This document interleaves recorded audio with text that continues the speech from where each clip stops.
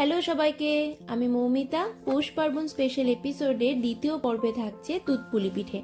দুধপুলি আমার খুব পছন্দের একটি পিঠে। আজকে এই রেসিপি আমি তোমাদের সাথে শেয়ার করব।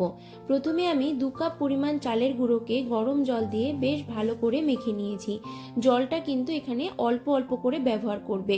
জল অল্প অল্প করে দিয়ে খুব ভালো করে আটাটা মেখে নেবে এবং আটা ভালো করে মাখা হলে আমি 15 মিনিটের জন্য ঢেকে রেখেছি। এবারে অন্যদিকে গ্যাসে দুধ জাল করতে দিয়েছি। দুধে আমি এখানে 1 চামচ খোয়া ক্ষীর ব্যবহার করেছি। এতে দুধের টেক্সচারটা বেশ ঘন হয় আর খেতেও বেশ ভালো লাগে। 15 মিনিট পর ঢাকা সরিয়ে আটার ডোটাকে হাত দিয়ে খুব ভালো করে ডলে ডলে মাখতে হবে। যত ভালো করে মাখবে তত ভালো কিন্তু পিঠে তৈরি হবে। আমি প্রায় 10 মিনিট ধরে আটাটা মেখেছি। আটা মাখার ওপরই কিন্তু নির্ভর করবে পিঠে কতটা নরম হবে। এটা মাখা হলে আমি একটা ভেজা কাপড় দিয়ে ঢেকে রেখেছি, এতে আটাটা শক্ত হয়ে যাবে না। এবারে ছোট ছোট গোল্লা বানিয়ে নেব ঠিক লুচির মতো, আর হাতের সাহায্যে গোল করে পুলি পিঠেগুলো তৈরি করে নেব। আমি এখানে 2 রকম পুর ব্যবহার করেছি। নারকেল আর গুড় দিয়ে পুর করেছি একটা, আর একটা ক্ষীর দিয়ে করেছি। তো 2 রকম পুরেরই আমি পুলি পিঠে তোমাদেরকে বানিয়ে দেখিয়ে দিয়েছি। পুলির শেপ তোমরা তোমাদের পছন্দ মতো দিতে পারো।